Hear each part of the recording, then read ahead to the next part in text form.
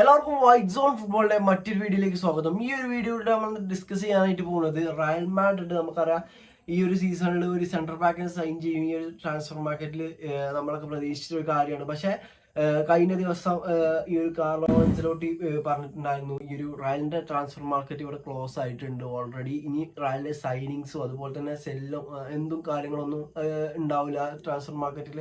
Real മാഡ്രിഡിന്റെ ഇടപെടൽ ഈ ഒരു എംബാപ്പന്റെ ട്രാൻസ്ഫറോട് കൂടി അവസാനിച്ചു എന്നാണ് ആൻസെലോട്ടി പറഞ്ഞിട്ടുള്ളത്. അപ്പോൾ അതിനർത്ഥം എന്ന് പറയുന്നത് ഈ ഒരു സീസണിൽ അല്ലെങ്കിൽ ഈ ഒരു ട്രാൻസ്ഫർ മാർക്കറ്റിൽ ഈ ഒരു റയൽ മാഡ്രിഡ് ഒരു പുതിയ സെൻട്രൽ ബാക്കിനെ സൈൻ ചെയ്യണില്ല എന്നുള്ളതാണ്. പക്ഷേ ഈ ഒരു സീസണിലാണെന്നുണ്ടെങ്കിൽ റയൽ മാഡ്രിഡിന് ഒരു സെൻട്രൽ ബാക്കിന് ആവശ്യമുണ്ട് എന്നുള്ളതാണ് ഇതിൽ എടുത്തു പറയുന്ന സംഭവം. അപ്പം ഈ ഒരു പുതിയ സെൻട്രൽ ബാക്കിനെ സൈൻ ചെയ്യാത്തതുകൊണ്ട് തന്നെ റയൽ മാഡ്രിഡ് ഒരു സെൻട്രൽ ബാക്കിനെ എന്തായാലും സ്ക്വാഡിൽ ഉൾപ്പെടുത്തേണ്ടതായിട്ടുണ്ട്. അങ്ങനെ ഒരു സെൻട്രൽ ബാക്കിനെ കാസ്റ്റല സൈഡിൽ നിന്ന് റയൽ കണ്ടെത്തിയിട്ടുണ്ട് എന്നുള്ളതാണ്. എനിക്കും ഒരു പ്രതീക്ഷയുള്ള ഒരു പ്ലെയറിന്റെ പേരാണ് ജോൺ മാർട്ടിനസ് എന്ന് പറയുന്ന ഈ ഒരു റാമോസിന്റെ മാർക്കത്ത്, അല്ലെങ്കിൽ ഈ ഒരു ജോൺ മാർട്ടിനസ് എന്ന് പറയുന്ന ഈ ഒരു 16 വയസ്സ് മാത്രം പ്രായമുള്ള സെൻട്രൽ ബാക്കിന്റെ ഐഡിയൽ ആയിട്ടുള്ള റാമോസിന്റെ അതേ പ്ലേയിങ് സ്റ്റൈൽ എന്നൊക്കെ വേണമെന്നുണ്ടെങ്കിൽ പറയാം. ആ ഒരു രീതിയിൽ തന്നെയാണ് അദ്ദേഹത്തിന്റെ കളി. അപ്പോൾ ഈ ഒരു പ്ലെയറിന്റെ കളി കാണാത്തവരാരെങ്കിലും ഉണ്ടെന്നുണ്ടെങ്കിൽ കഴിഞ്ഞ അപ്പം AC Milan vs Real Madrid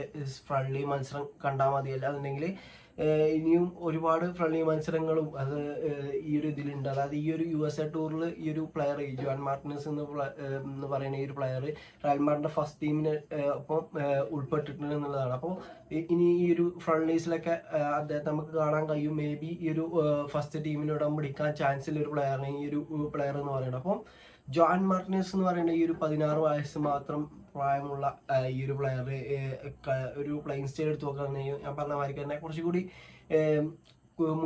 ഒരു സെൻട്രൽ ബാക്ക് റോളിലും അതുപോലെ തന്നെ റൈറ്റ് ബാക്ക് റോളിലും കളിക്കാൻ കഴിയുന്ന ഒരു പ്ലെയറാണ് ജോൺ മാർട്ടിനസ്. അതായത് റൈറ്റ് സൈഡ് സെൻട്രൽ ബാക്കും അതുപോലെ തന്നെ റൈറ്റ് ബാക്കും. അങ്ങനെ ഈ ഒരു പ്ലെയറിന്റെ ഇത് എന്ന് പറയുന്നത് കൂടുതലായിട്ടും കളി കാണുമ്പോൾ നമുക്ക് മനസ്സിലാകും. ഒന്നുകൂടി മുൻപോട്ട് കയറിപ്പോയി കണ്ടുള്ള ഈ ഒരു അന്റോണിയോ റൂഡിഗറും സെർജിയോ റാമോസും ഒക്കെ നടത്തുന്ന പോലത്തെ ആ ഒരു ശൈലിയിലെ ഡിഫെൻഡിങ് ആണ്.